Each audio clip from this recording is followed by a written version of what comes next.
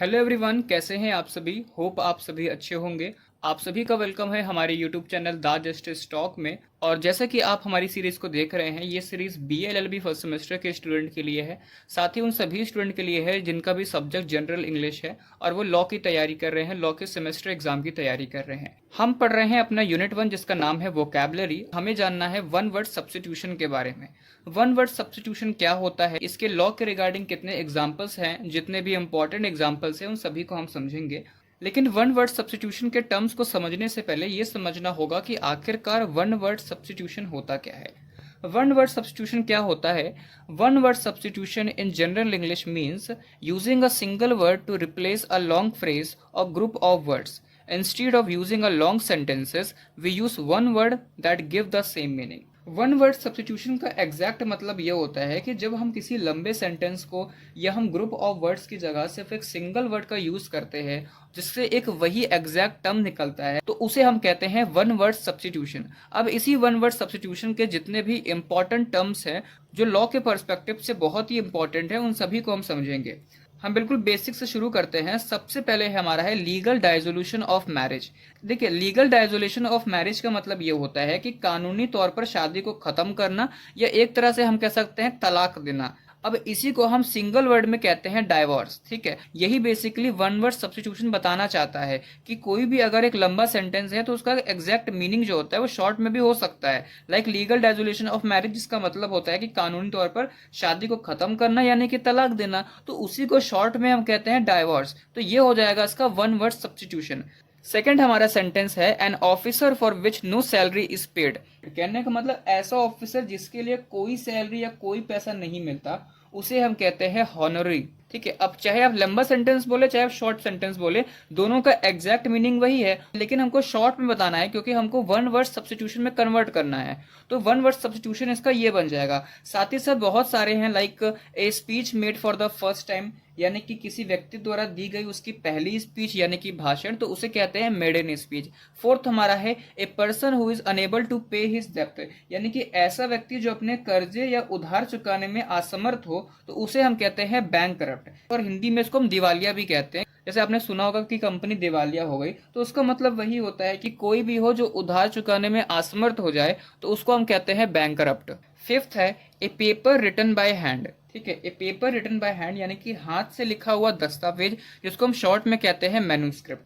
Sixth है government by the people. Government by the people का मतलब होता है ऐसी सरकार जिसे जनता चुनती है, जिसे हिंदी में हम कहते हैं लोकतंत्र और इंग्लिश में कहते हैं डेमोक्रेसी। सेवेंथ है a child born after death of the father, यानी कि ऐसा बच्चा जिसका जन्म पिता की मृत्यु के बाद हो, तो उसको हम कहते हैं पॉस्थमस। 8 है one who can not read और राइट, यानी कि ऐसा पर्सन जो पढ़ या लिख ना सके, यानी कि हिंदी में कहते हैं निराक्षर हो, जिसे इंग्लिश में हम इलिटरेट कहते हैं और इलिटरेट भी कहते हैं। 9 है that which is fit to be eaten, यानी कि जो खाने योग्य हो, यानी कि खाद्य पदार्थ हो, जिसे इंग्लिश में कहते हैं ईडेबल। ठीक है।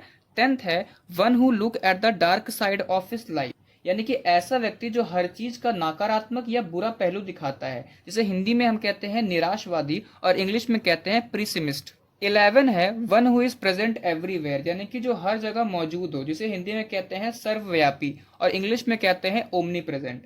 12 है child whose parent are dead, यानी ऐसा बच्चा जिसके माता और पिता दोनों की मृत्यु हो चुकी हो, तो उसे हम कहते हैं ऑर्फन।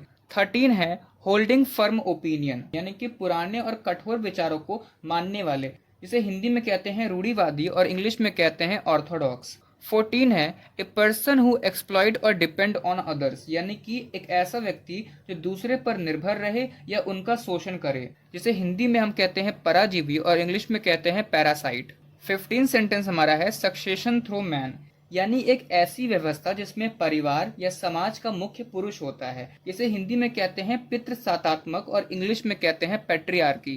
हमारा 16 सेंटेंस है मर्डरर ऑफ फादर, यानी कि अपने ही पिता की हत्या करना, जिसे इंग्लिश में हम कहते हैं पैट्रिसाइड। 17 है प्रॉपर्टी इनहेरिटेड फ्रॉम एंसेस्टर, यानी कि पूर्वजों से मिली हुई संपत्ति, जिसे इंग्लिश में कहते हैं हम पैट्रिमोनी। 18 है मैरिज विथ मेनी वाइफ्स, यानी कि एक से ज्यादा पत्नियां रखने की प्रथा, या हम कह सकते हैं कि एक से ज्यादा पत्नियों से शादी करना, जिसे हिंदी में कहते हैं हम बहुविवाह और इंग्लिश में कहते हैं पॉलीगैमी। 19 है प्रिवेंट कमिटिंग एनी एक्ट, यानी कि किसी काम या अपराध को होने से रोकने वाला उपाय, ठीक है, उसे कहते हैं हम प्रिवेंटिव।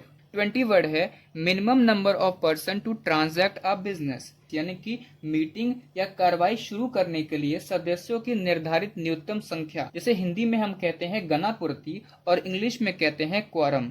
21 वर्ड है right of use over the property of other, यानी कि दूसरे की जमीन या संपत्ति पर कुछ सीमित उपयोग या अधिकार, जैसे हिंदी में कहते हैं हम सुख भोग और इंग्लिश में कहते हैं ईजमेंट। 22 वर्ड है सेल्फ सेंटर्ड पर्सन, यानी कि ऐसा व्यक्ति जो सिर्फ अपने बारे में सोचे, जैसे हिंदी में हम स्वार्थी या अहंकारी कहते हैं और इंग्लिश में इगोइस्टिक कहते हैं। 23 है वन हु इंक्रोचेस, यानी कि दूसरे की जमीन या अधिकार पर कब्जा करने वाला, जिसे हिंदी में कहते हैं अतिक्रमक और इंग्लिश में कहते हैं इनक्रोचर।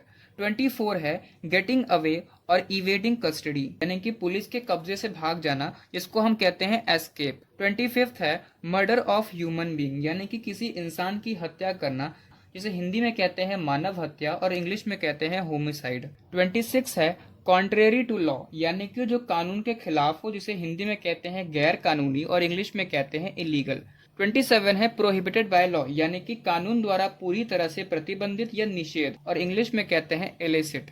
28 है इनकैपेबल ऑफ बीइंग मूव्ड, यानी कि जो अपनी जगह से हिल ना सके, जैसे जमीन या मकान, इसे हिंदी में कहते हैं सातवर संपत्ति और इंग्लिश में कहते हैं इमूवेबल। 29 है किलर ऑफ इन्फेंट, यानी कि छोटे बच्चे या शिशु की हत्या, इसे इंग्लिश में कहते हैं इन्फेंटिसाइड। 30 है वन वर्ड्स इन लॉ, यानी कि कानून का विशेषज्ञ या विद्वान, जिसे इंग्लिश में कहते हैं जूरिस्ट। 31 है बॉडी ऑफ लॉयर, यानी कि वकीलों या एडवोकेट का पूरा समूह, जिसको हम कहते हैं बार शॉर्ट फॉर्म में। 32 है body of administration of justice, यानी कि न्याय करने वाले जज का समूह, जिसको हम कहते हैं बेंच। 33 है common living with a man as his wife, यानी कि बिना शादी किए पति पत्नी की तरह साथ रहना, जिसे हिंदी में कहते हैं उपपत्नी और इंग्लिश में कहते हैं कॉन्क्यूबाइन। 34 है बॉडी ऑफ वोटर्स, यानी कि वोटरों का समूह या चुनाव क्षेत्र, जिसे इंग्लिश में कहते हैं कॉन्स्टिट्यूएंसी। 35 है the manager of a museum, यानी कि म्यूजियम या संग्रहालय की देखरेख करने वाला मुख्य व्यक्ति, जिसे इंग्लिश में कहते हैं क्यूरेटर। 36 है one who commit a default, यानी कि जो भुगतान करने या नियम तोड़ने में चूक कर दे, जिसे हिंदी में कहते हैं दोषी और इंग्लिश में कहते हैं डिफॉल्टर। 37 है वन हु डिले, यानी कि हर काम में देरी करने वाला, उसे कहते हैं डिलेयर। 38 है टू गिव वन अथॉरिटी और पावर टू अनदर, यानी कि अपने अधिकार या शक्ति को किसी और को सौंप देना या नीचे के स्तर पर भेजना, जिसे हम कहते हैं डेलीगेट। 39 है a person who commit an offence, यानी कि ऐसा व्यक्ति जो कोई अपराध या नियम के खिलाफ काम करे, जिसे हिंदी में कहते हैं अपराधी और इंग्लिश में कहते हैं डिलिंक्वेंट। 40 है वन हु डिवेट्स, यानी अपने सही रास्ते या नियम से भटकने वाला, जिसको हम कहते हैं डेविएटर। 41 है a person who help another to commit an offence, यानी कि अपराध में साथ देने वाला या सहयोग करने वाला साथी, जिसको हम कहते हैं एक्कम्प्लिस। 42 है वन हु गिव जजमेंट, यानी कि फैसला सुनाने वाला या न्यायाधीश, जिसको हम कहते हैं एजुडिकेटर।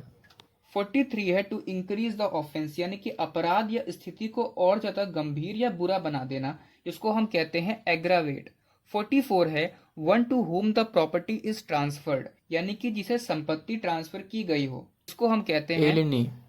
45 है having more than one interpretation, यानी कि जिसके एक से ज्यादा मतलब निकल सके, यानी कि जो अस्पष्ट हो, जिसे हिंदी में कहते हैं संदिग्ध और इंग्लिश में कहते हैं एम्बिगुअस।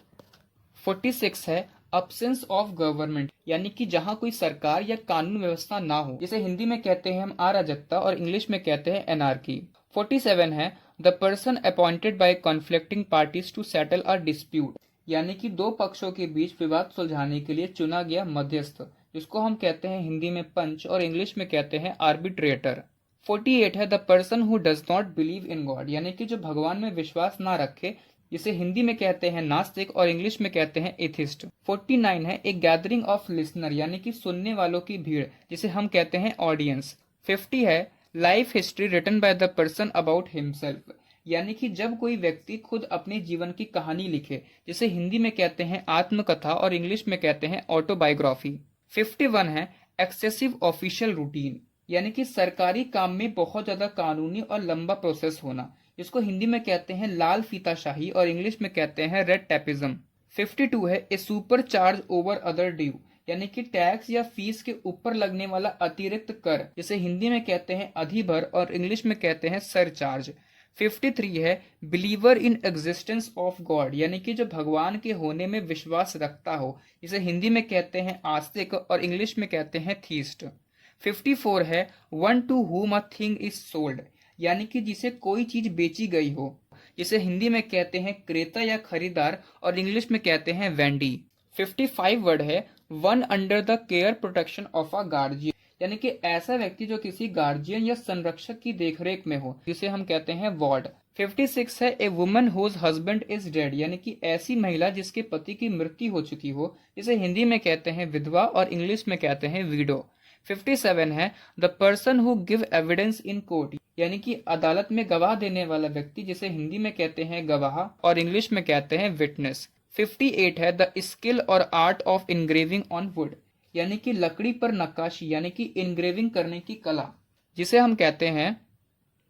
59 है एक कंट्री फेलो, यानी कि गांव का सीधा साधा व्यक्ति, जिसे इंग्लिश में कहते हैं योकल। 60 है साइंस ऑफ एनिमल लाइफ, यानी कि जंतु विज्ञान का अध्ययन, जिसे इंग्लिश में कहते हैं जूलॉजी। 61 है हेड ऑफ हिंदू फैमिली, यानी कि हिंदू अनडिवाइडेड फैमिली का जो मुख्य होता है उसे हम कहते हैं कर्ता। 62 है the person to whom lease is given, यानी कि जिसे पट्टा या लीज पर संपत्ति दी गई हो, जिसे हिंदी में कहते हैं पट्टा धारक और इंग्लिश में कहते हैं लीज। 63 है a person by whom a lease is made, यानी कि जो व्यक्ति लीज पर अपनी संपत्ति देता है उसे कहते हैं लीजर।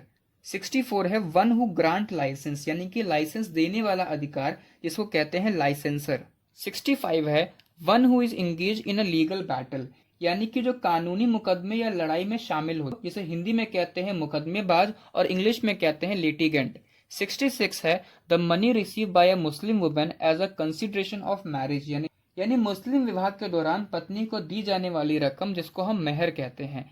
67 है the person who has completed 21 years of age, यानी ऐसा व्यक्ति जो कानूनी तौर पर बालिग हो चुका हो और 21 साल या उससे ऊपर की उम्र वाला हो, उसे हम कहते हैं मेजर। 68 है being married to one person at a particular time, यानी एक वक्त पर सिर्फ एक ही पति या पत्नी रखने की प्रथा, जिसे हिंदी में कहते हैं एक विवाह और इंग्लिश में कहते हैं मोनोगैमी।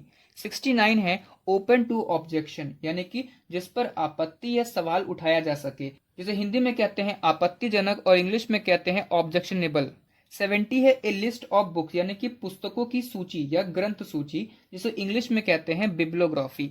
71 है one who love his own country, यानी कि एक ऐसा पर्सन जो अपने देश से प्यार करता हो, यानी कि देशभक्त हो, उसे हम कहते हैं पेट्रियट। 72 है हैपनिंग ईयरली, यानी कि जो साल में एक बार हो, जिसे हिंदी में कहते हैं वार्षिक और इंग्लिश में कहते हैं एनुअल। 73 है medical examination of dead body, यानी कि मृत्यु के बाद शव की जांच करना, जिसे हिंदी में कहते हैं शव परीक्षण और इंग्लिश में कहते हैं पोस्टमार्टम। उम्मीद करते हैं आपको general English one word substitution का ये वन शॉट पसंद आया होगा। मिलते हैं नेक्स्ट वीडियो में। Thank you.